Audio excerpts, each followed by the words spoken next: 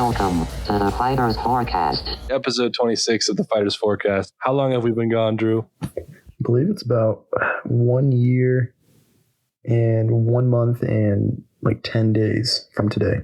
So we are getting started again. Pretty packed episode today. We got a lot of recapping to do. We've missed a lot of stuff. Drew, we always start the episodes with a little recap of how we've been, but what's been going on in the last year of your life? School's been good. I really got into like video editing, and it's funny because I wouldn't have gone into that if I hadn't been doing videos for this podcast. Like whenever I put this edit out, and when Joe Rogan found it and reposted it, and that's been my fun fact that I tell people for like the last year or so. But ever since then, I really started doing a lot more video editing. I worked with the wrestling team a little bit at UNC, did some stuff with some clubs I'm in, and now I'm using it for a job opportunity that I've been doing. So that's kind of what I've been up to. What about you? Yeah, man, a lot's happened. I went abroad for a couple months. Got to explore outside of the U.S. In a similar sort of vein, I am doing this pretty cool opportunity right now with Ariel Helwani's show. So just little stuff with that. So I feel like we're both pretty immersed. I feel like we both developed some important skills that we could bring to the show today. We're bringing it back. We're bringing it back better than ever. Better than ever, yeah. But we have a lot of catching up to do, I feel like. So how do you want to start this off, Drew? I mean, I think it'd be best if we. There's a lot that we've kind of missed out on, almost a year's worth of events, but I think it'd be better if we started with what upcoming events we're looking forward to the most. We'll just pretend that, we have been staying away from the sport for a year and we're just trying to refresh ourselves. Drew, what event are you looking forward to most in the next couple months, I guess? I'd say the biggest one, at least that we can see with the most developed card so far, is UFC 317. I mean, you're looking at honestly what most people would consider a dream fight under different circumstances, where Islam Mackhachev isn't in the division. You have a guy like Charles Oliveira, who has been a massive fan favorite within the lightweight division, who's been very impressive in his recent fights, especially even in a fight that he lost against Arman Tsarukyan, where it was very arguable that he should have won that fight. And then you have a guy like Ilia Topuria, honestly on a tear. I mean, if you look at his last 4 or 5 fights, it's just insane what he's been doing. I want to say almost Conor-esque. I feel like Ilia is a more well-rounded version of Conor, but the way that the confidence that he kind of brings to the UFC is something we haven't really seen since Conor McGregor. Yeah, and we'll get into. There's obviously a lot more to talk about when it comes to the whole Ilia and Islam situation. So we'll definitely get to that in a couple of minutes for sure. And other than that, the rest of the card is insanely stacked. You have another belt that's being fought for. You have Alejandro Pantoja against Kai Kara-France. That's a massive fight. And it's funny that's mentioned because when we did our predictions for last year, you thought that Kai Kara-France was going to go into 2025 with the belt. So maybe you were just a year off, but little year off, yeah. I think I predicted Max Holloway. Yeah, that too. The champ, and it was like almost there. That was crazy. And then not really almost because he got dusted, but yeah. And then you got Renato Moicano, who's going on a really good tear until his fight against Islam. You got Royval, Manel Kape. You got Paulo Costa, Roman Kopylov. He's a pretty impressive fighter who I've been kind of following for the last year or two. So, and there's also loads of other fights that we won't delve into too much, but I'd say that's my favorite card so far, and it has a lot of implications for Ilia Topuria's legacy within the UFC. It's a massive thing to become a double champ. So that's probably the one I'm looking forward to the most. What about you? Yeah, there's so much to look forward to. I would say the event I'm looking forward to the most is not even the most stacked event. I would say 316 is a lot more stacked of a card. But as far as fight that I'm most excited about and just a legacy fight that is needed to happen, 318 Max Holloway versus Dustin Poirier, headlining in Louisiana. Dustin Poirier's retirement fight, the trilogy, two legends who, were Max Holloway, arguably the featherweight GOAT, Dustin Poirier, so close to the title so many times. I mean, both guys are coming off losses, but 2 title fight losses. Dustin Poirier put, one of the hardest fights Islam has had as a UFC fighter overall, and definitely I would say his hardest title defense. And then obviously Max Holloway is Max Holloway. He last fight was a shocker. That was hard for anybody to watch. But before that, he's been a champion. He's been on these crazy win streaks. These guys, I think I might be getting this wrong, but I think this was Max Holloway's first ever UFC fight was against Dustin Poirier. He debuted, and then Dustin Poirier has his last UFC fight against Max Holloway. So I feel like there's something pretty poetic in that. And I just think it's a great way to go out, because what I struggle with the UFC, and I think a lot of people do, is kind of the way they handle the legends of the sport.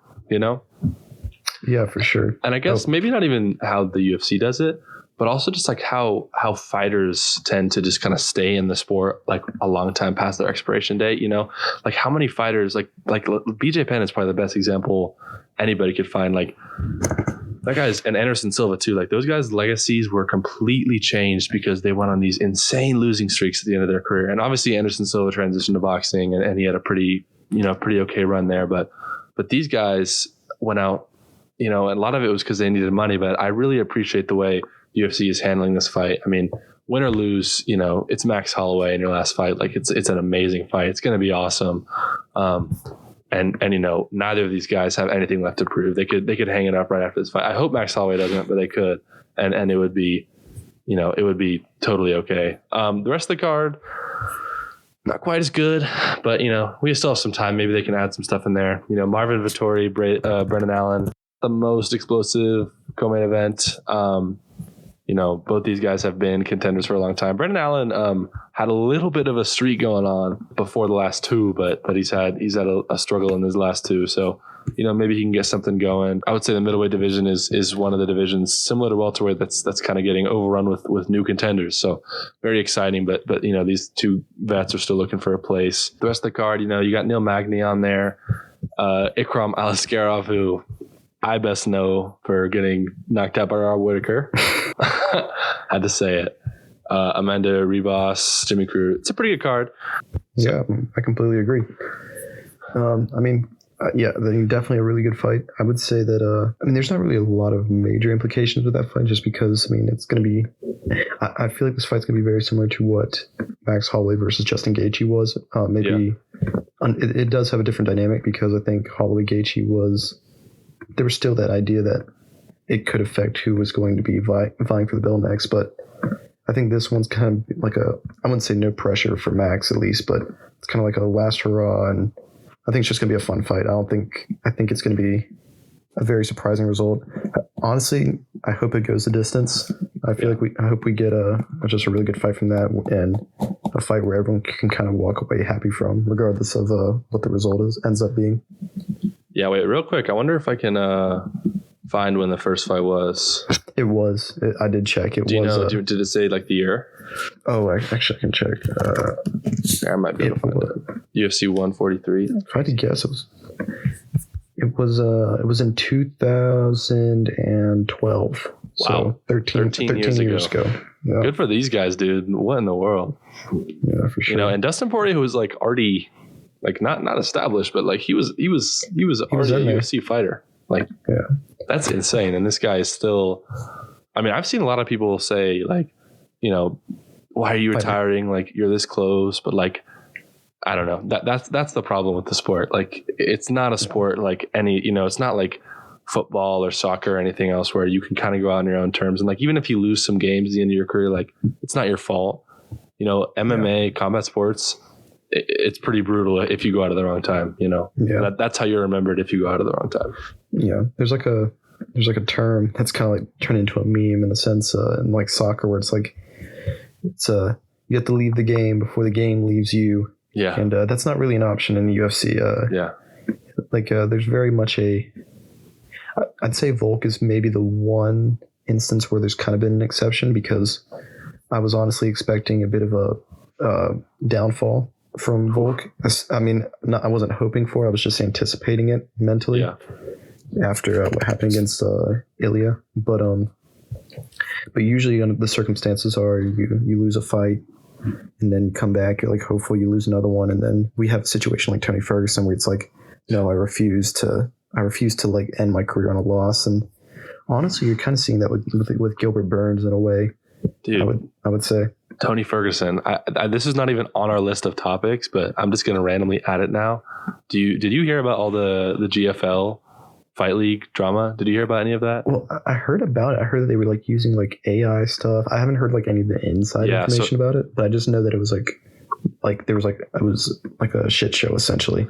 Yeah, it was like this like fight league that was basically founded onto the idea of like a lot more revenue for fighters, right? Yeah. So it was like somewhat of like like obviously the UFC is known for like some insane split to the fighters, but GFL was known. So they had some crazy. I mean, they had guys like Tyron Woodley. But anyways, we don't need to spend too much time. I bring this up because one of the fights that was booked before the event was scrapped and canceled because funding was pulled. Was Tony Ferguson versus Dylan Dennis. That was going to happen, dude. That was so close. So what you're saying is Tony Ferguson would have ended his career on a win. He would have gotten a win. And that was going to be this weekend. This weekend, this first podcast back could have been about Tony Ferguson getting a win unless Dylan Dennis, That's crazy. Did his thing. But anyways, let's get back to the real stuff. I'm going to go out of order here, but you kind of led into it, talking about the return of Volkanovski getting his belt back. Sorry, let me just introduce this topic real quick. We've been gone for a while. We know you guys haven't, but we're just going to run through real quick some of the biggest things that have happened in the sport in the past year, just to kind of reacquaint ourselves, get back into things. So we're going to start off with Volkanovski versus Lopez. Drew, I'll let you lead this off because you were kind of talking about it before, but the return of Volk. When I mean, I agree. I was kind of scared for it. Yeah, for sure. I mean, like I didn't necessarily think that this was Volk's hardest fight or that this was one of the harder fights that he was going into. I more so was worried that we weren't going to have the same Volk. Like I would argue that I was more nervous going into the Yair Rodriguez fight, however many years ago that was, than I was this fight. But going into that, it's like, are we getting the same Volk? And I remember, like, it's funny that we bring it up because I remember whenever he fought Islam the second time, whenever he got the head kick knockout, I remember they posted this like picture of him and he was like shaved and he just looked different. Like he didn't look like Volk. And I was like, something doesn't feel right. And then he got brutally knocked out with the head kick. And I was like, well, it's okay. He came in on short notice. Everything's fine. And then the same thing happened against Ilia. I was like, well, is this a Tony situation or an Anderson Silva situation? Like, what are we supposed to be expecting? But being able to see Volk go in there and honestly fight, I hate, like, I'm not trying to like go back into Ilia every single time, but this really shows just how skillful Ilia Topuria is, to where a guy like Volk, who is still one of the best, like literally the best fighter in his division, can get beat in such a dominant fashion by Ilia Topuria. That's such an insane thing. But going back into Volk, like, such an impressive performance. I mean, I had it scored 4-1. Yes, the only round I gave Lopez was the one where he dropped him, and that honestly scared the shit out of me. But it was an awesome fight. I think it really solidified Volk's legacy, and it was honestly a great redemption fight. I mean, I'd say it's only second to maybe Adesanya Pereira 2. Yeah, I mean, or Pereira 2. But I would say that this was a more difficult fight in the fact that Volk was coming off 2 knockout losses. No one over the age of 35 had ever won the belt back. Like, he was just going against so many different factors, and to see him go out there and perform the way he did was so impressive. And I'm also a really big Volk fan, so I was ecstatic. Yeah. But yeah, I mean, it was crazy. But I'm not gonna take all the talking points. It's also like, it's not like he was going against like a contender that was not known for his hands. Like Lopez is known for like a crash and burn kind of, rip your head off like kind of fight style. He's got such heavy hands. Like the way he knocked Ortega down, dude, that was insane. He like woke him back up with a second he punch. woke him back up with a second punch. Like, that is scary, man. And I think I saw something where Volk was like after that first knockdown, it almost made him realize, like, oh yeah, like I'm in this fight, like I'm totally okay. Because like in his head, you go into a fight after getting slept 2 fights in a row. It's like, you know, can I still take a shot like that? You know. Yeah. But the way he fought Lopez was very clearly proving, like, you know, I can still take the shot. Like, I'm not here to just, like, you know, point fight. I'm gonna run into you and you know, do what you do best, which is what, you know, he made his name off of. You know, meeting fighters where they are best and beating them. For sure. And it's funny because the more I watch Volk fight, the more like frustrated I become watching him, because I'm always like, grapple, Volk, grapple. Yeah, seriously. You know how to wrestle. Yeah. And like, he just wants to stand and bang with dudes. And it scares me that every time he does it, but it almost always works out. Yeah. Minus Ilia. And I mean, I'd say that happened when he fought Yair. That happened when he fought when he fought Diego. Especially when he fought Ilia. I felt like if he grappled more, he definitely could have been much more competitive. Yeah. But yeah, going back into what you said, like, I think this was a super impressive performance.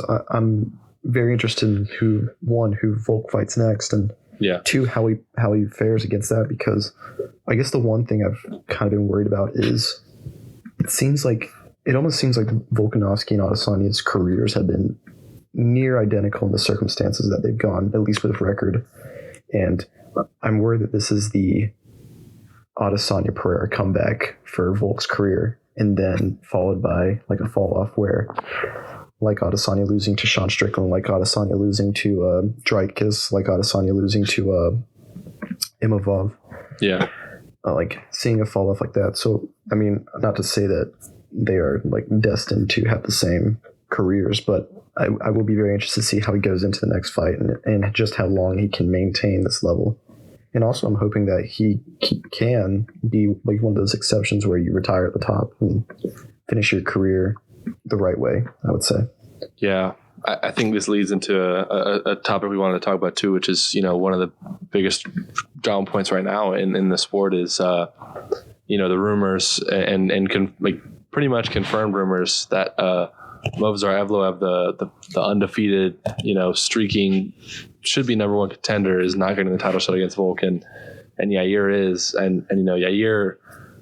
I would say the Yair Volk fight was the part of his title defense where I was most like, man, like, you know, this might be the best featherweight fighter of all time, because the way he dismantled that guy, and you know, Yair is still one of the fastest strikers I have seen in the sport, especially at that division, and still holds so much power. And Volk being able to just like bulldoze him down, like he beat him everywhere. He hurt him, he took him down, he ground him pound. Like, that was an insane fight. And you know, this brings up a lot of questions. First of all, I kind of thought of this because of what you were talking about, fighters going out on top. My dream world is, I feel like the Movsar Evloev fight is a great. Now, I'm not saying it's the most exciting fight. I don't think anybody would say that. But stylistically, you know, it's a style that Volk's never really seen. It's like a wrestler. That doesn't really scare me for Volk. So what I would like as a Volkanovski fan, and I wonder what you would say, I would like Volk to fight Movsar, win, and then retire. You know, I think that should be a good end to his fight. I think that these fights, a fight against Yair or any of these other contenders, like, it's just like doesn't make sense to me. Like, a fight against Yair, first of all, Yair has 1 win in his last 3, and it's against Patricio Pitbull, who great fighter, but not in his prime anymore. That was his debut UFC fight. And I know Volk bulldozed Yair, but he's still freaking Yair Rodriguez, and he can knock anybody out at any point in the fight. Like, that can still happen to Volkanovski, and we've seen that happen to Volkanovski. And I don't think that Volk gets like anything from winning a fight against Yair. Like, it feels to me like Yair Rodriguez is a fighter that the UFC wants so bad to be at the top, because he's getting all these shots against these big fighters in these big spots, but he just can't quite get there. And I can understand why. Like, he brings this whole audience, right? The Mexican fighter. He's super dynamic, super fun to watch. But I just don't like this fight for Volkanovski. And I don't think that it benefits him at all to fight Yair. I don't know what you think though. I mean, I completely agree. I mean, I feel like this is almost not necessarily the equivalent, but I feel like this would be almost like the Adesanya Marvin Vettori equivalent of Volk fighting someone. I mean, he's not fighting this. I mean, Adesanya didn't fight Vettori 2 times, I'm pretty sure, but I mean, I completely agree. I mean, this might be a hot take, but I'd rather see Volkanovski fight John Silva than see him fight Yair Rodriguez. And that's not a dig at Yair. That's more so just the fact of the matter that it's more impressive for Volk to beat an up and coming fighter like John Silva, who I could very well see being a champion within the next 2 to 3 years if he keeps fighting the way he does. I mean, maybe even shorter, but I think it'd be more impressive for Volk to have beaten him than it is to beat Yair, because I think, and it's almost similar to it's not the exact situation as like the reasoning for defending John Jones versus Tom Aspinall, where it's like John has everything to lose and nothing to gain. Whereas, I guess I would probably be more so said for like Stipe, but it almost seems like if Volk loses to Yair, I think that the damage it would be to his legacy compared to the gain that he would get to his legacy in beating Yair is significantly different. And it's like so minuscule that it would not be worth fighting. And I think the primary issue is that you almost have this. It's very similar to the lightweight division, where you have these 2 to 3 guys in the featherweight division who are aging, but have had very good runs in their career, and but at the same time you have this whole new level of prospects that are coming in, but they're just not at the level yet to where it would be reasonable to have them fighting for the championship. Like you have guys like John Silva, who is getting very close to a title shot. I think he wins his next fight, he gets a title shot. I do think it's not worth it. I think if you fight Movsar Evloev, who has been very impressive, I mean, the fact that he has put on the performances he has, he's undefeated in the featherweight division. I mean, I'd say he's probably I wouldn't say the most dangerous fighter in the sense of like viciously knocking out Volkanovski, but probably the most difficult fight that Volk would have, just in regards to maintaining wrestling. Like, I don't think Volk's really like gone against Russian wrestling that much. Yeah, so except for Islam, but that was a very different fight, obviously. Yeah, but I mean, I completely agree. I mean, I feel like if that's the fight they make, then so be it. But I do agree with you. I think it would be more advantageous from a legacy standpoint for Volk to fight Evloev or another up-and-coming fighter, because facing Yair, I mean, first off, it's not rational, because I don't think Yair has done anything to necessarily deserve a title fight, which he said. But at the same time, I also think there's nothing that Movsar hasn't done that would make you think that he isn't deserving of a title fight. And I think that's the bigger issue here. Yeah, he's paid his dues, dude. You know, that's what we like the sport. It's about stories. You know, you gotta give the guys their shots. But unless you have anything else to say about that, I feel like we should probably move forward. So one of the biggest developments, and we were covering not even just start. I mean, Drickers was already champion when we last did the episode, I think, right? I'm sure he was. Because we did have an episode of Was Sean Robbed?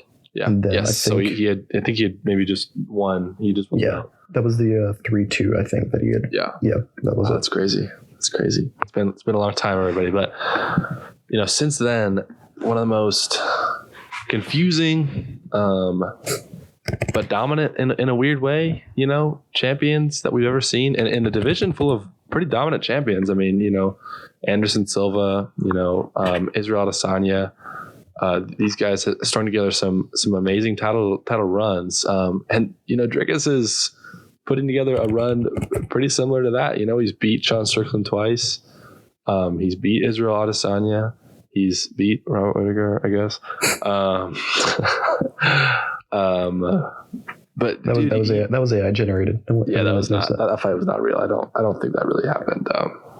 Because no one, he's like, how do you beat an undefeated fighter? Like, you can't do that. But anyways, I think it's just one of the craziest runs that we've seen in a long time. And leading into his next fight, which is against Hamza Chimaev, one of the biggest, possible unknowns in the sport's history. I don't know if you remember Zabit Magomed Sharapov, one of the guys that everybody knows. He retired at like 28, like he was barely in the UFC, but everybody calls him one of the biggest what ifs in UFC history. I would say this is completely off topic to the topic we're talking about, which is Dricus, but Hamza Chimaev, if he hadn't gotten a title shot after all the craziness that had happened, would have been known as one of the biggest unknowns in UFC history, joining that list. And it's going to be crazy to break down this fight because I pretty much have no idea what I think right now, because I feel like every time Dricus fights, I predict him to lose, and he, jumps on something or falls on somebody or chokes or does something crazy that just doesn't make sense, and he always wins. So we're not giving predictions on this, but this is to say, what an insane run, and what honestly a super exciting time in the middleweight division. It's a really, really fun division with all these up and comers, and it's I think it could be really fun in the next coming years. Yeah, for sure. Dricus is such a weird fighter. And that's an understatement. We've said that probably hundreds of times. I feel like every time we bring him up is me saying or us saying he's a weird fighter. Yeah, and this is and it's a weird dynamic that Dricus has with the fans, where it's not that necessarily that I wouldn't say that Dricus is hated. I think it's more so just annoying to UFC fighters to see him win the way he does. Like the way I would describe, and this isn't this isn't a comparison of Dricus' skill level necessarily, but Dricus to me is like the Draymond Green of MMA. Yeah.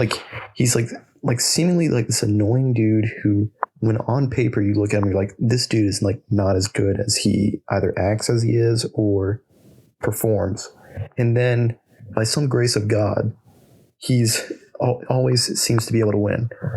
And I think that's more so what annoys fans, where it's like you have these insanely technical dudes. You have look at Brandon Moreno. Look at you have these dudes. Look at Justin Gaethje. You have these guys that are actually Justin Gaethje might not be the best comparison when it comes to technicality. You have these guys who. Izzy, yeah, Izzy, Robert Whittaker, everybody's beat except for Sean Strickland, maybe is just technically better than him. It's the definition of plot armor, where you have a guy like Adesanya who is one of the best an insanely good kickboxer. One of the only guys to ever beat Alex Pereira prior to Enclave. And on paper, you're like, this makes no sense that Dricus should be able to strike well against Izzy. And you look at the fights, and you're like, how does no one see this flying overhand coming every single time? And it just seemingly always works. And that's the thing that I think infuriates me the most. I'm not saying that Dricus is bad for the sport, but it makes me feel like MMA is so dumb with the way that he wins his fights. But enough of my tirade against Dricus. I won't stop you. But I think that this is, if he somehow beats Khamzat Chimaev, I'll call him a go, dude. If he beats Khamzat Chimaev, I will never. I'm putting it right here. I will never say a bad thing about Dricus du Plessis ever again. Well, we can't. I feel like I'll have a banner right here as long as we record in this room. Just have a banner. It's like Dricus is the GOAT. Yeah, I don't know what else to say, man. And the fact that there shouldn't be a reason that I can imagine Dricus winning, but from what we've seen, there has to be a way somehow, because it always happens. And I think that's the main issue. It's and not to say that UFC is predictable, but you have a guy like Ilia Topuria who is just this beast. And I will say I was skeptical of him at first, especially when I saw the odds when he fought Volkanovski. I was like, -300. That's a bit ridiculous. But he seemingly always does it. And even with Max Holloway, I was also a little skeptical. But then you have a guy like Dricus who I think just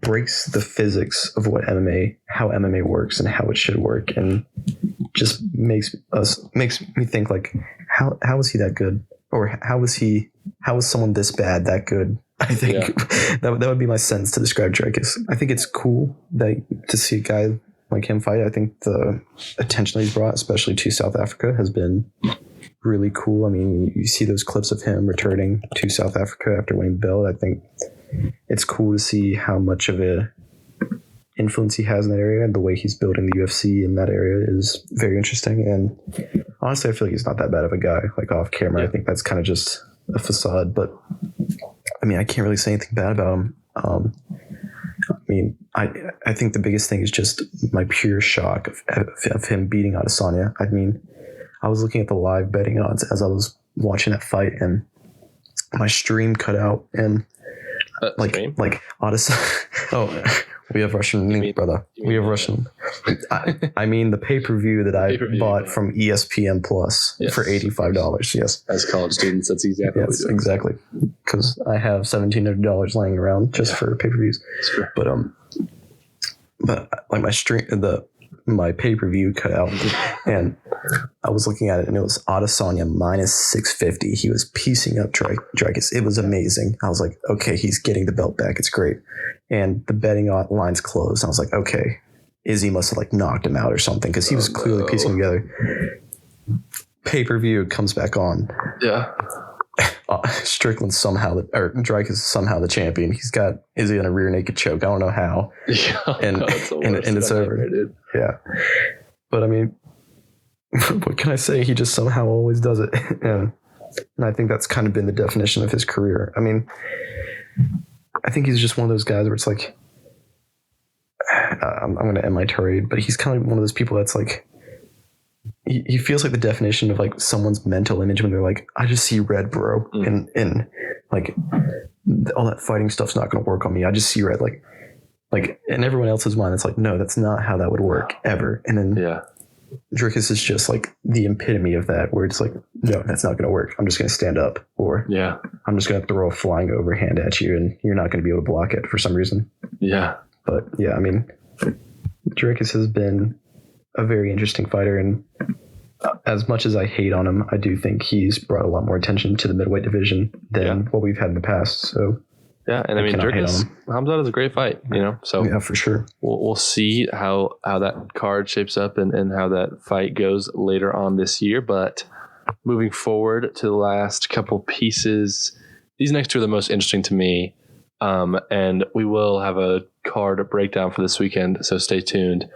But first off, we'll talk about this to lead into the big news, but what happened pretty shortly after we wrapped up recording was Ilia Topuria knocking out Max Holloway. And, I don't think we need to recap that, because devastation is it was, I mean, one of the most insane knockouts I've seen, just because of, the stakes of the fight, the fact that Ilia had just come off knocking out Volkanovski. He knocks out the guy who barely been touched, frankly. I mean, okay, that's the wrong way to put it, because Max Holloway gets punched a million times every fight, but had barely been hurt, let's say that, and just puts him out to continue this insane meteoric run that, sees him walking around Real Madrid games, sponsored. He was in I don't know if you saw the NFL ad. Oh yeah, for the Commander. He had the Jaden Daniels. What in the world? It's like, I didn't know Ilia Topuria was at Jaden Daniels. I know, right? Like, what in the, so random, but I mean, this guy is on a rocket ship, and I think I don't think we need to honestly talk too much about that knockout, because I think we can spend a good amount of time just talking about the insane drama that is transpired in the past, 2 weeks, where Ilia Topuria vacated his belt at 145 and is going up to fight who we thought would be Islam Mackhachev. He called out Islam Mackhachev.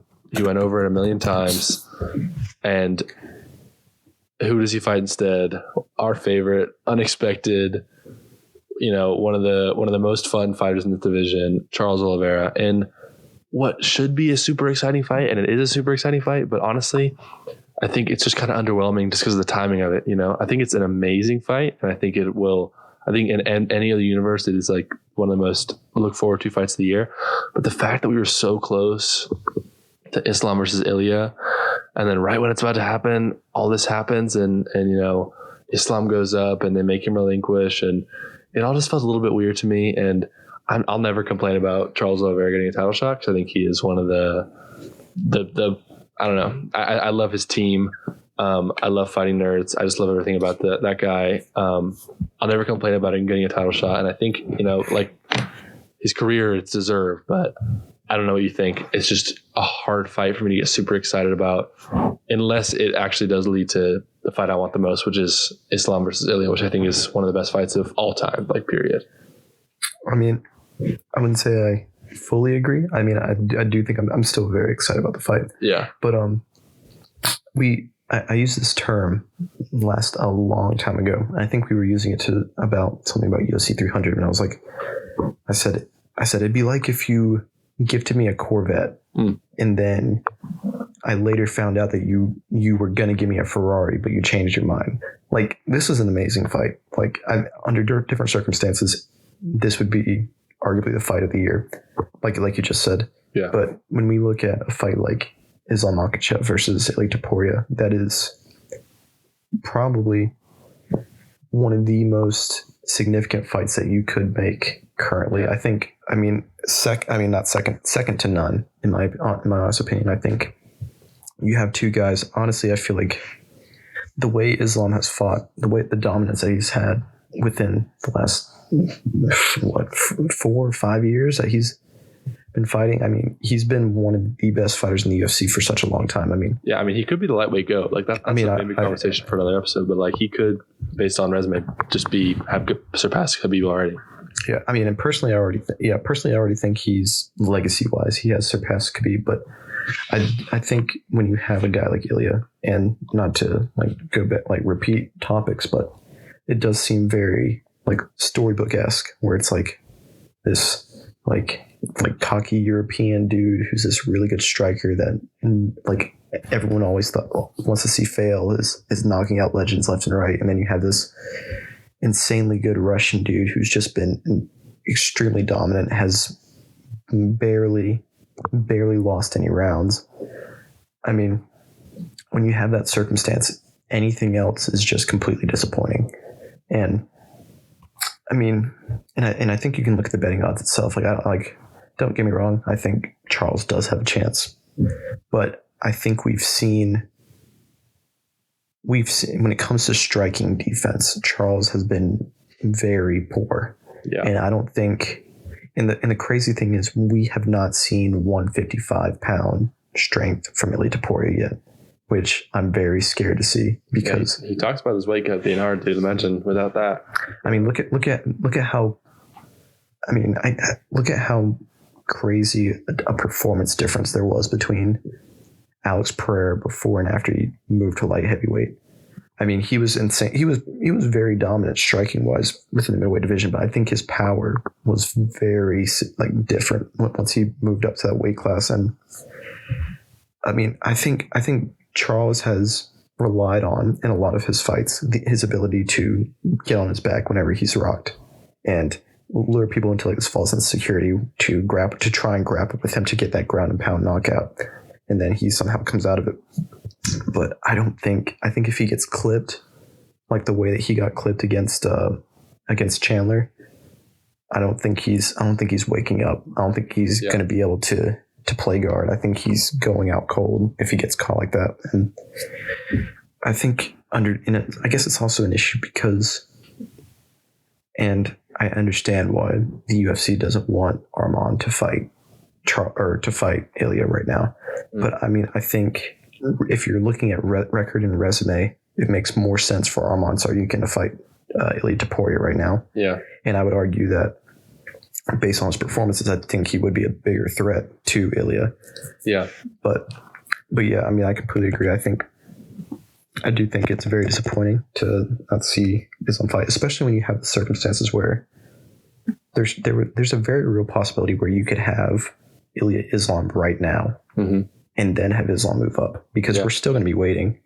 So just that issue right there. And I mean, people are going to say ducking. People are going to say, say that one doesn't want to fight the other, and that's going to create its own drama in a sense. And in a way, if that fight ever does happen along the road, that's only going to build up the fight more. But I think you could easily say that both fighters seem to be in their prime right now, or at least very close to it.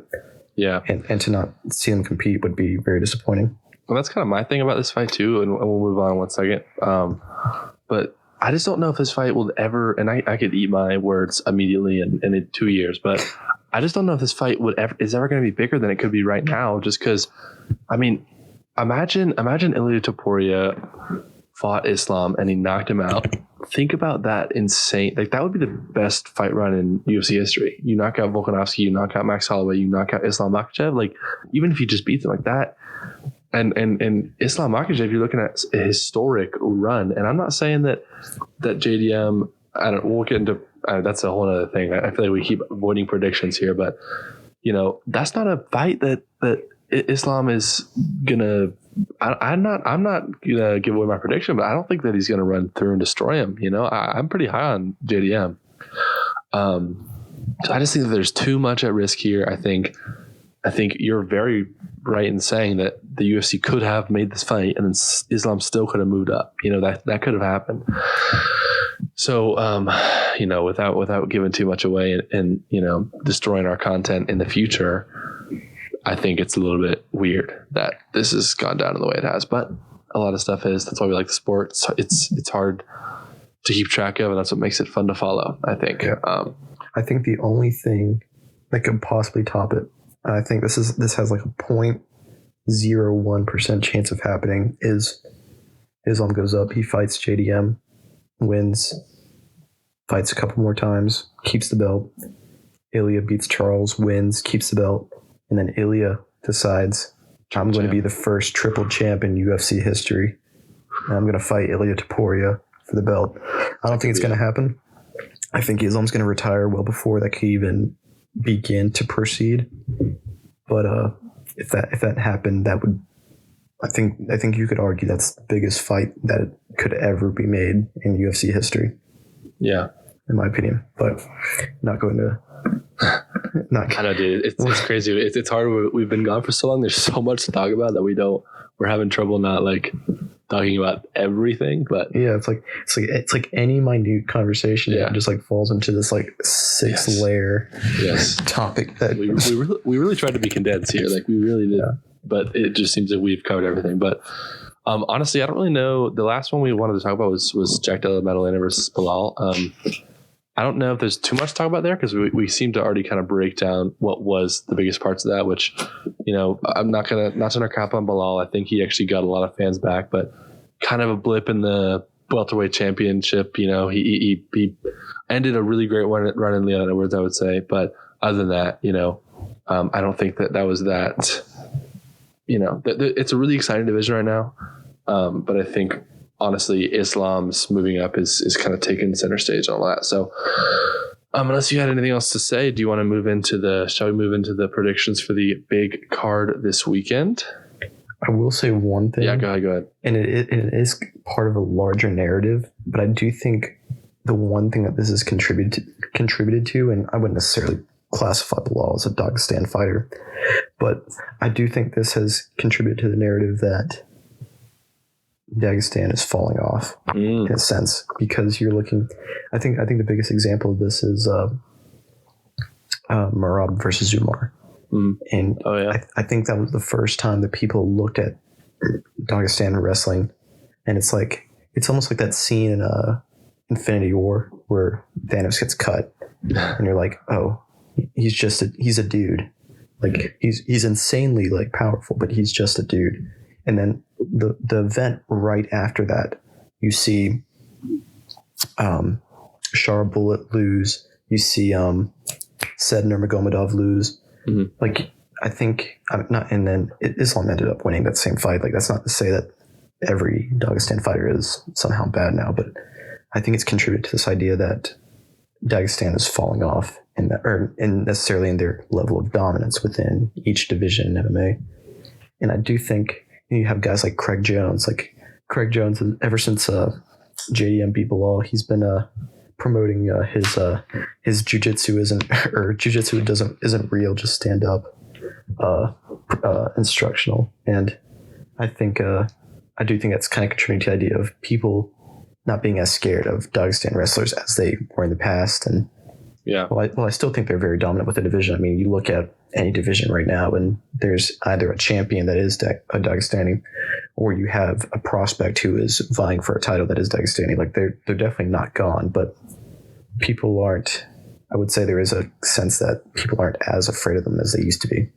I feel like this is a whole episode topic here. I think we could go on and on about this, but yeah, I think there's too much content. Too much, dude. So we gotta cut ourselves off at some point. I feel like. Oh, good.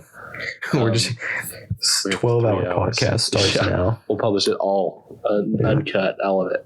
For sure. But all right, yeah. So that's we know we missed a ton. We know we got to probably too much random stuff, but back to our bread and butter, Drew. I mean, this is what we pretty much started our podcast to do, is break down the UFC cards every weekend. For sure. So UFC 316 is this weekend, Saturday night. It's an insane card, dude. Like I am looking through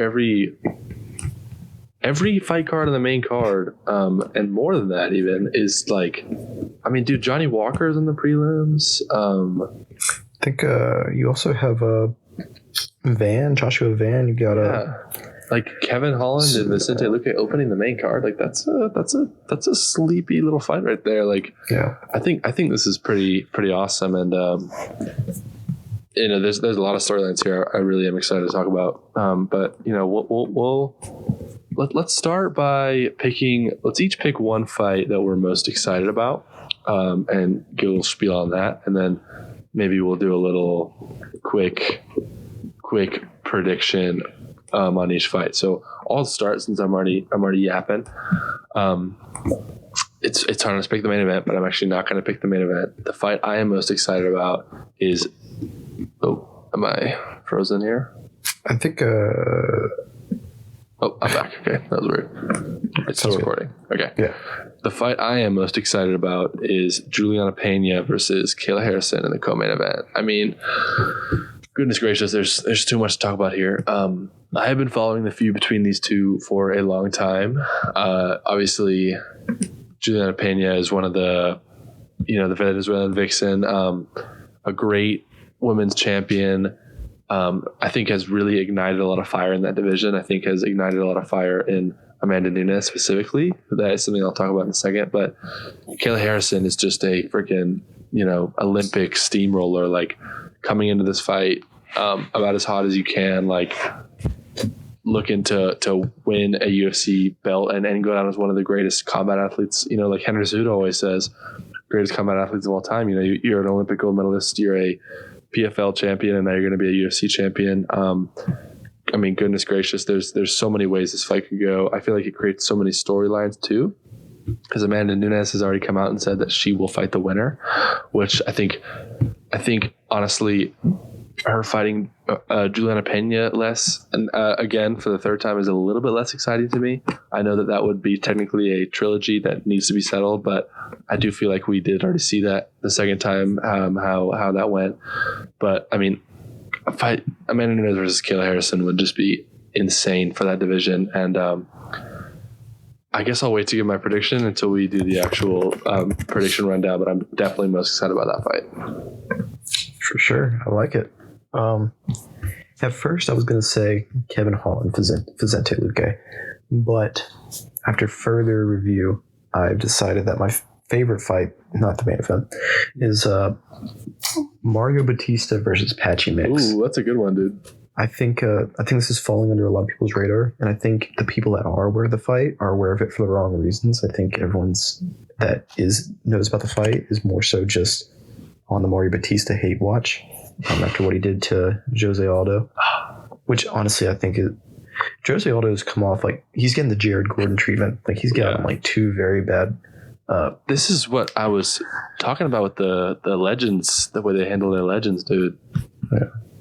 But yeah, I mean, I think I don't really necessarily follow Bellator or knew much about Patchy Mix before this fight was announced. I think I had recognized the name, but looking at his resume, at least within Bellator, is insanely impressive. I mean, the dude is 20-1 throughout his career. He's coming off a victory against the most Russian Dagestan's name I've ever heard in my entire life, Magomedov.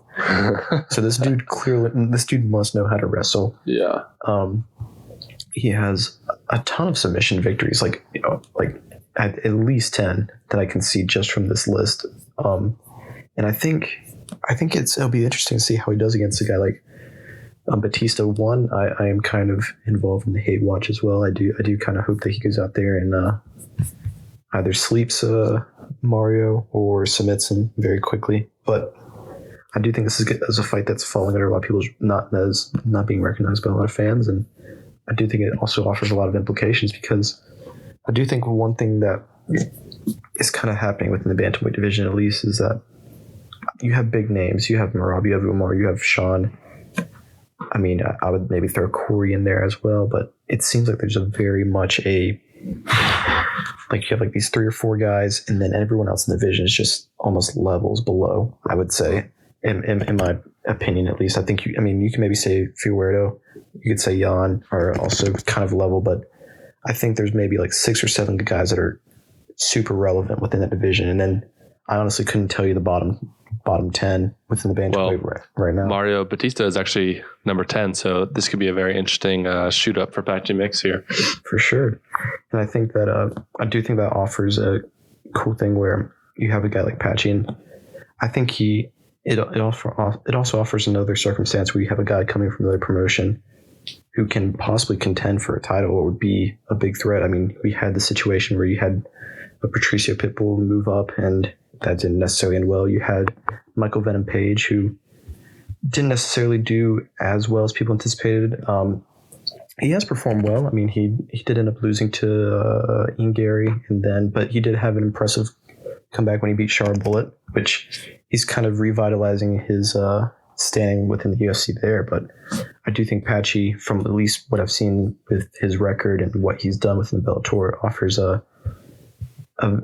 seems to be a very interesting prospect within the division if he can go in and beat Mario Batista in either a very dominant or a very impressive fashion. So that's one I'll definitely be watching that I wasn't necessarily paying attention to until I fully looked at the card.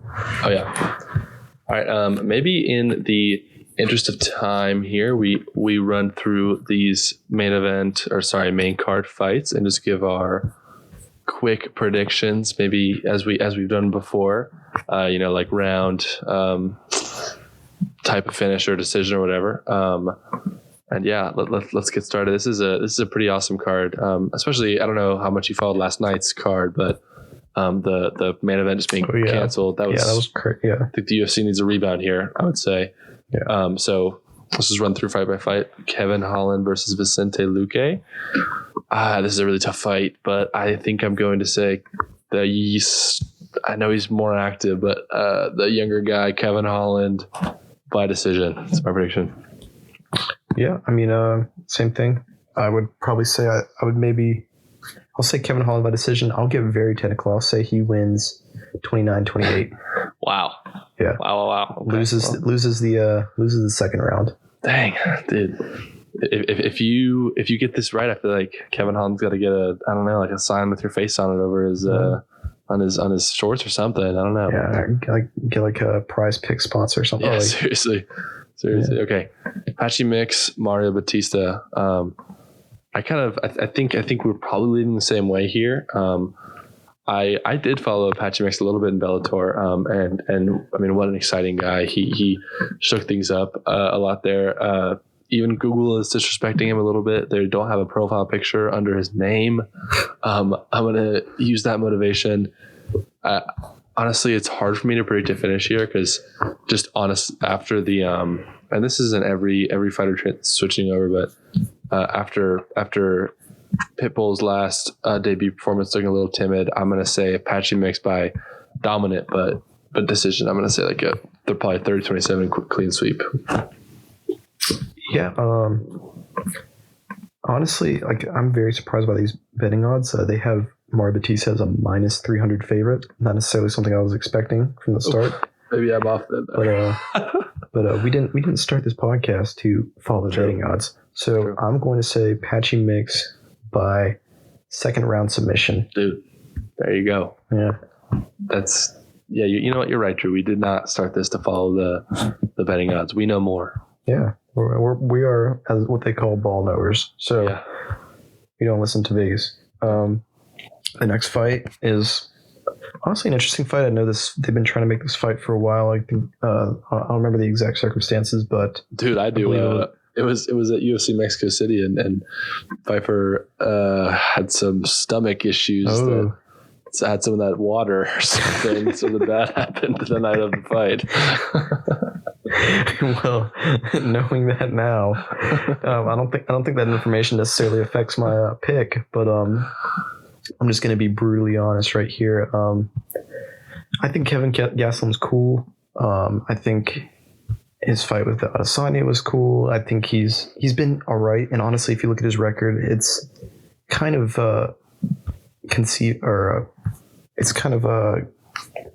it's not as accurate as what should be perceived, because I mean his loss to Sean Brady, I mean, is in hindsight very not as bad as people were interpreting it at the time when he moved to 170. But moving back to middleweight, I think this is a middleweight fight. Yep, correct. I think in the fights that I've seen Gastelum in the last 2 years, I think he's fought 3 times in the last 2 years. Like, he just seems out of shape. I don't think he necessarily wants as much. I know that there was an issue with him missing weight last time. I know Dana was really upset with that, and that's honestly the only reason that they're feeding him to Joe Pyfer right now. I think that's kind of like an extension of why the fight was made. Pyfer isn't necessarily super impressive either, but I do think he has the upper hand here. He's the younger dude. He's got a significant height advantage, a significant reach advantage, and he has crazy strength. And I think he's being sent in there by Dana to kill Kevin Gastelum. So I will say first round knockout, Joe Pyfer. Wow, that's a big one. I feel like I've been doing too many decisions here. I've been kind of lame up to this point. Not that is going to affect my choice here, but I mean, this is kind of crazy, dude. We're agreeing every single time, because I do gotta say I think you're on the right track, and I think I agree. It's a really good fight. It's exciting. I just feel like Kevin Gastelum has just been in these spots too many times, you know, and he unfortunately does just kind of get fed to the wolves over and over again. Joe Pyfer is a great prospect. He's been a great prospect. That loss to Jack Hermanson is only in the UFC, and that kind of derailed him for a while. But I mean, heavy hitter. It's going to be a hard one for Kelvin, especially since he's been through so many wars. As you said, I mean, what is that? A 6-inch reach advantage? That's crazy, or a height advantage? That's crazy. It's crazy that it's only a 3-inch reach advantage, yeah, even with all the height. Or Pyfer's got T-Rex arms. One of the two. But I'll be a little different. I'll say round 2 TKO Joe Pyfer. I like it. Yeah. So okay. Let's lead into this next one. My most anticipated fight of the night: Juliana Pena versus Kayla Harrison. I didn't realize how old both of them were. Juliana 35, Kayla 34. 2-inch height advantage for Kayla Harrison. 3-inch reach advantage for Juliana Pena, which is interesting. But you know, this fight's really interesting. I don't really need to get into it anymore, but I think this is the best fight in this division in a long time. And I am going to say it is a 5-round fight, so that's really difficult. I think they both are great in a lot of areas. I just think Kayla is going to be a little bit too dominant and too strong. I mean, Kayla Harrison has fought at 155 pounds before. That's where she spent most of her career. So I think it is going to be a tough one for Juliana, and I think it's going to be a Kayla Harrison TKO in the 4th round. I like it. Okay. You got to be like reading my mind or something. Is that what you're thinking?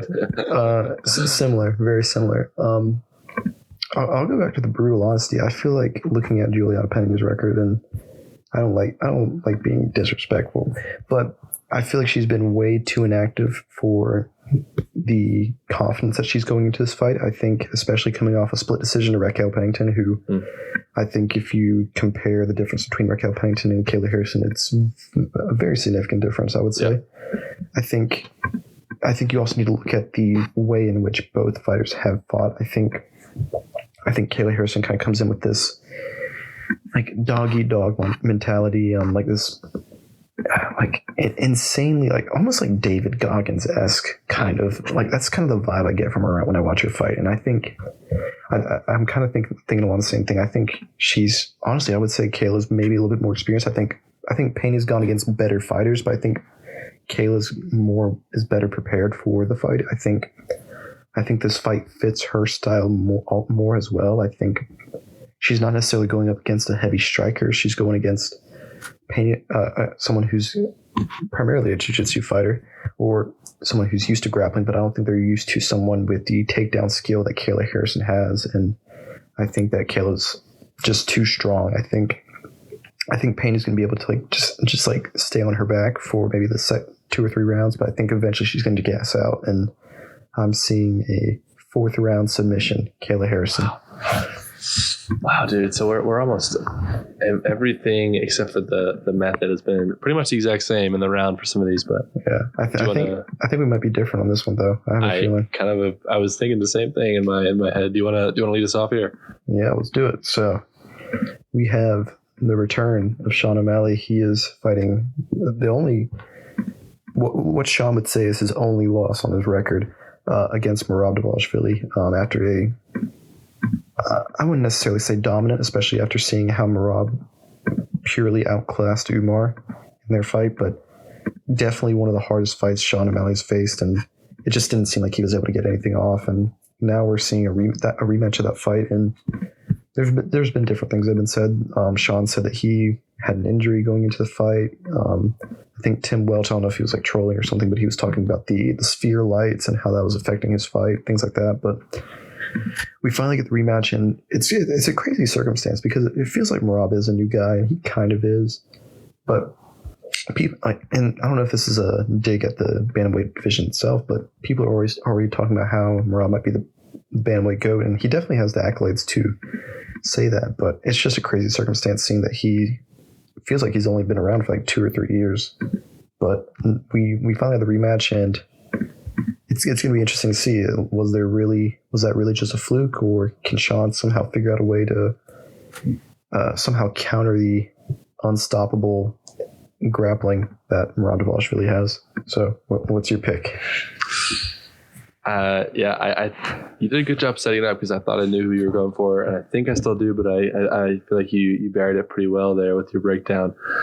I've been following both these fighters leading into it pretty heavily. I just watched an interview with Tim Welch on Ariel's show, and he was talking about how locked in Sean is. He's quit smoking. He's quit all this stuff. He's quit social media. He's completely and obviously there was talks of the injury leading into the last fight for Sean, but I don't think I can pick against Merab. I just think he's a very dominant champion. That fight against Umar really showed me something. I know that the injury is probably a big part of it, and there was a lot leading in that last fight, but I just didn't think I saw enough that would make me think that something is going to change so drastically that Sean is able to get something done. I think if anybody can do it, it's Sean O'Malley. He can switch into his lights off in a second with a knee or a punch or whatever, but I just think Merab's going to be too much. And I feel like Merab fights are pretty easy to predict if you are going to predict a winner. But do I do another decision though? Then I would be 4 for 1 for decisions in this card, man. I guess 5 for 1 is pretty lame, but I'm not gonna give my input. I think I am gonna have to say Merab by decision though. I don't think I can switch off there. That's my guess there. Merab by decision. Nice. I'm gonna start by saying that your decision is the most logical decision that you could say. Yeah. And I'll start my pick by saying, had you asked me this question before the events of 1 second. Before the events of UFC 315, I would have told you that Merab is going to maul Sean O'Malley. And there's a very real chance that he still does that. But I think that JDM, and this isn't necessarily to say that JDM and Sean O'Malley are within the same circles, they're clearly not.